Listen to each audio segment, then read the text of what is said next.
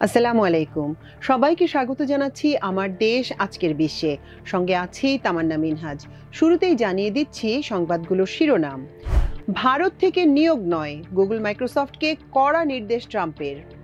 রাশিয়ায় অর্ধশত আরোহী নিয়ে উড়োজাহাজ বিধ্বস্ত। গাজায় কাফনের কাপড়ের সংকট, জানালার পর্দা চাদরই শেষ ভরসা। এবার কম্বোডিয়ার সামরিক স্থাপনায় বিমান হামলা চালালো থাইল্যান্ড। সৈন্যদের প্রকৃত যুদ্ধের প্রস্তুতি নিতে বললেন কিম জং উন। এই ছিল শিরোনাম। চলুন দর্শক জেনে নেওয়া যাক এই খবরগুলোর বিস্তারিত। ভারত থেকে আর নিয়োগ দিতে চান না মার্কিন প্রেসিডেন্ট ডোনাল্ড ট্রাম্প, বরং তিনি বেশি করে নজর দিতে চান আমেরিকার দিকে। সম্প্রতি মার্কিন প্রযুক্তি কোম্পানিগুলোকে কড়া বার্তা দিয়ে এমনটাই জানিয়েছেন ট্রাম্প। বুধবার ওয়াশিংটনে অনুষ্ঠিত কৃত্রিম বুদ্ধিমত্তা বা এআই সংক্রান্ত এক শীর্ষ সম্মেলনে ট্রাম্প বলেন, চীনে কারখানা তৈরি কিংবা ভারত থেকে প্রযুক্তি কর্মীদের নিয়োগ করার বদলে মার্কিন প্রযুক্তি সংস্থাগুলোর এখন উচিত নিজের দেশে কর্মসংস্থান তৈরিতে বেশি মনোযোগ দেয়া। গুগল এবং মাইক্রোসফটের মতো বৃহৎ প্রযুক্তি সংস্থাগুলোকে কড়া বার্তা দিয়ে ট্রাম্প আরও অভিযোগ করেন, প্রযুক্তি শিল্পের বিশ্বায়ন মানসিকতার জন্যই পরোক্ষে মার্কিন নিয়োগের বাজারে টান পড়ছে। এতে অনেক আমেরিকান উপেক্ষিত বোধ করছেন। শুধু তাই নয়, ট্রাম্পের দাবি শীর্ষ প্রযুক্তি সংস্থাগুলোর বেশিরভাগই আমেরিকাকে কাজে লাগিয়ে মুনাফা করছে, কিন্তু দেশের বাইরে প্রচুর বিনিয়োগ করছে। ট্রাম্প বলেন, আমাদের দেশে বড় বড় প্রযুক্তি সংস্থা চীনে কারখানা তৈরি করছে, ভারত থেকে কর্মী নিয়োগ করছে আর মুনাফা সঞ্চয় করে রাখছে আয়ারল্যান্ডে। আপনারা জানেন, এরা সকলেই মার্কিন স্বাধীনতার আশীর্বাদ লাভ করেছে, অথচ এরা নিজেদের সহ দেশের নাগরিকদেরই দূরে রেখেছে, তাদের নাগরিক অধিকার খর্ব করছে। কিন্তু সেটা আর নয়, সেসব দিন শেষ।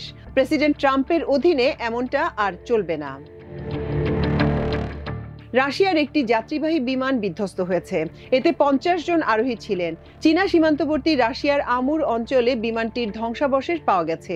এর মূল কাঠামোতে আগুন জ্বলছিল। এ বিষয়ে তাৎক্ষণিকভাবে কোনো বিস্তারিত তথ্য পাওয়া যায়নি।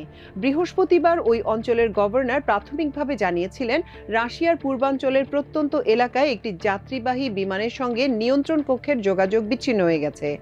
AN-24 উড়োজাহাজটির খোঁজে তল্লাশি অভিযান চলছে।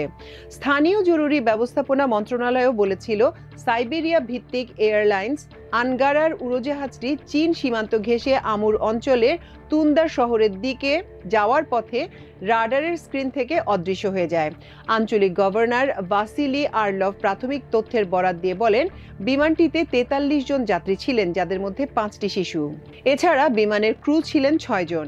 সামাজিক মাধ্যম টেলিগ্রামে দেয়া এক পোস্টে ভাসিলি আরও লেখেন, উড়োজাহাজটির সন্ধানে প্রয়োজনীয় বাহিনী ও উপকরণ মোতায়েন করা হয়েছে।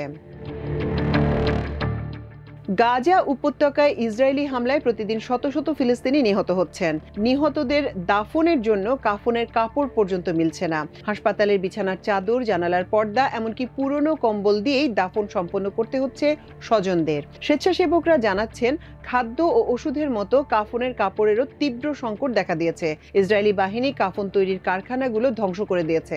গত 5 মাস ধরে গাজার সব সীমান্ত ক্রসিং বন্ধ থাকায় কোনো ত্রাণ সামগ্রী প্রবেশ করতে পারছে না। ফলে মৃত্যু ও মানবিক সংকট একসাথে ভর করেছে গাজাবাসীর উপর।